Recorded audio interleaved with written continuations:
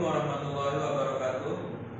Kami dari kelompok 4 akan mempresentasikan tentang struktur organisasi berkas basis data langsung. Sebelum itu, izinkan kami memperkenalkan diri terlebih dahulu. Saya Hikmah Maulana, saya Salsa, saya Genes Aleri. Materi yang pertama akan dibahas oleh rekan saya, Ajis. Ya, yang pertama ada definisi berkas relatif. Berkas suatu cara yang efektif dalam mengorganisasi sebuah record yang membutuhkan akses sebuah record dengan cepat adalah organisasi berkas relatif. Dalam berkas relatif ada hubungan antara key yang dipakai untuk mengidentifikasi record dengan lokasi record dalam penyimpanan sekunder. Urutan record secara logik tidak ada hubungannya dengan urutan secara fisik. Record tidak perlu tersortir secara fisik mengurus nilai key. Yang kedua yaitu kunci sebagai alamat rekaman yang unik. Kunci sebagai alamat rekaman unik. Untuk mendapat rekaman yang diasosiasikan dengan suatu kunci primer, sangat diharapkan ada proses langsung menuju ke alamat tempat rekaman dengan kunci tertentu disimpan. Hal tersebut mungkin terjadi apabila satu kunci rekaman juga merupakan alamat lokasi rekaman. Untuk aplikasi rekaman berisi nomor input mahasiswa, terdapat 8 digit kunci rekaman yang merupakan gabungan 2 digit tahun angkatan ditambah 2 digit kode program studi ditambah 4 digit nomor urut. Maka diperlukan lokasi sebanyak 99.999.999. Dengan demikian, waktu pencarian akan sangat baik, yaitu 1 prop untuk setiap satu rekaman yang dicari. Akan tetapi, teknik tersebut memiliki kerugian karena diperlukan ruang yang sangat besar untuk menampung suatu rekaman. Untuk menampung data ini mahasiswa diperlukan ruang yang besar. Meski jumlah mahasiswa mungkin hanya 500, pasti ada beberapa nomor yang kosong karena beberapa alasan. Misalnya sudah lulus, mengundurkan diri, drop out, cuti, dan sebagainya. Sehingga tidak semua ruang dapat dimanfaatkan. Yang ketiga, konversi kunci rekaman menjadi alamat unik. Contoh klasik yang menggambarkan fenomena konversi kunci rekaman adalah sistem reservasi penerbangan.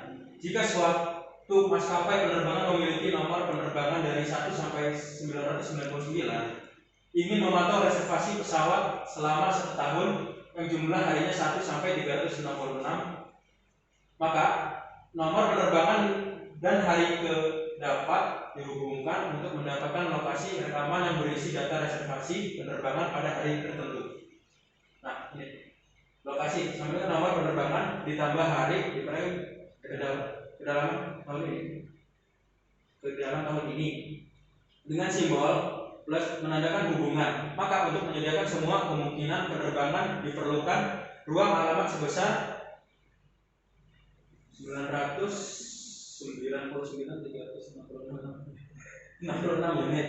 Jumlah tersebut dapat direduksi sampai dengan 30% bila digunakan kombinasi lokasi sampai hari dikurang ke dalam tahun ini plus nomor penerbangan. Karena kecil kemungkinan dalam satu maskapai terdapat lebih dari 100 penerbangan, maka ruang alamat maksimum yang diperlukan adalah 36699. Yang poin keempat adalah menentukan alamat unik dengan konversi kunci rekaman atau metode hashing. Dalam menentukan alamat unik dengan konversi kunci rekaman diperlukan satu fungsi untuk memetakan cakupan nilai kunci yang lebih luas ke dalam cakupan yang lebih sempit nilai alamat. Fungsi yang dikenal dengan fungsi hash akan melakukan pemetaan sebagaimana diharapkan. Hash kunci kemungkinan alamat dilarang dari proses hashing bukan lagi alamat yang unik, melainkan kemungkinan alamat bagi kunci yang dihash. Alamat untuk menempatkan alamat yang diperoleh dari fungsi hash disebut pop address untuk rekaman tersebut. Tidak ada batasan mengenai bentuk fungsi yang akan memetakan kunci yang tercakupan alamat, tetapi diharapkan fungsi tersebut menghasilkan kemungkinan alamat yang mampu mendistribusi kunci secara merata ke dalam cakupan alamat dapat dieksekusi dengan efisien. Maka fungsi hashing dapat dipandang dari 2 aspek, yaitu fungsi hash itu sendiri, metode untuk meresolusi kolisi, mekanisme resolusi kolisi diperlukan untuk mengatasi terjadinya jumlah rekaman yang dikonversikan ke suatu lokasi melebihi kapasitasnya. Dalam bahasan ini diasumsikan bahwa satu lokasi memiliki kapasitas satu rekaman. Berikut adalah beberapa fungsi hash dimulai dari yang kami sering gunakan. Hashing dengan kunci modulus N yang pertama. Satu fungsi hash yang paling populer dan sering diimplementasikan dalam modulus N adalah modulus N dengan N sebagai ukuran tabel atau berkas dengan bentuk F atau kunci sama dengan kunci mod N. Hasil fungsi modulus adalah sisa pembagian kunci oleh N. Sebagai contoh, untuk N sama dengan 12, maka 30 mod N adalah 6 dan 40 mod N adalah 4. Keuntungan fungsi ini hanya menghasilkan nilai dalam rentang ruang alamat 0 sampai dengan N-1. F. Kunci sama dengan kunci mod P. Fungsi hashing kunci mod P merupakan variasi fungsi modulus N dengan P sebagai bilangan prima terkecil yang lebih besar atau sama dengan N, dan N adalah ukuran tabel. P ini kemudian menjadi ukuran tabel baru yang menggantikan N. Contoh, untuk N sama dengan 12, maka P sama dengan 13, dan 30 mod P sama dengan 4, dan 40 mod P sama dengan 1. Ya, hashing dengan pemotongan. Alternatif lain untuk fungsi hashing adalah pemotongan. Sebagai contoh adalah para pegawai negeri sipil di Indonesia. Para pegawai memiliki NIP nomor induk pegawai dengan panjang total 9 digit, terdiri atas 3 digit pertama sebagai identitas departemen, sementara 6 digit terakhir adalah nomor urutnya. Bila ingin menjadikan 6 digit saja, maka bisa dilakukan pemotongan jumlah digit. Pemotongan bisa dilakukan di bagian mana saja, tentunya dengan konsekuensi masing-masing. Pada kasus NIP, jika pemotongan dilakukan pada bagian belakang, akan peroleh sejumlah alamat yang memiliki 3 digit yang sama, terkurung identitas departemen, sehingga kemudian kondisinya akan lebih besar dibanding bila pemotongan dilakukan di bagian depan. Selanjutnya, hashing dengan lipatan. Fungsi ini melipat digit pada batasan yang ditentukan berdasarkan kondisi digit awal dan digit yang akan dihasilkan. Sebagai contoh, 9 digit NIP akan direduksi menjadi 3 digit. Maka digit awal dibagi 3 kemudian dilipat pada batasan antar bagian. Contoh, 583 potongan 976 potongan 124. Kunci asli tersebut ditulis selembar kertas. Batasan adalah di mana lipatan akan dilakukan ditandai dengan garis. Penjumlahan dari susunan tersebut adalah 358 385 ditambah 976 ditambah 421. Jika penjumlahan dilakukan dengan mengabaikan carry, maka diperoleh alamat 672. Sedangkan jika tidak mengabaikan carry, maka hasilnya 782. Hashing dengan penggeseran. Hashing dengan penggeseran memiliki proses yang serupa dengan hashing lipatan. Bedanya, setelah ditentukan batasan, digit asli dipotong kemudian digeser dan dihitung hasil jumlahnya.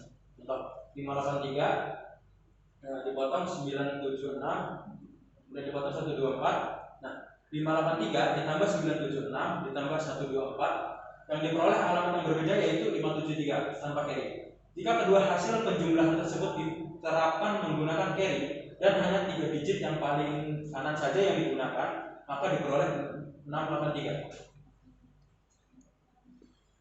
Kemudian hashing dengan pengkuadratan.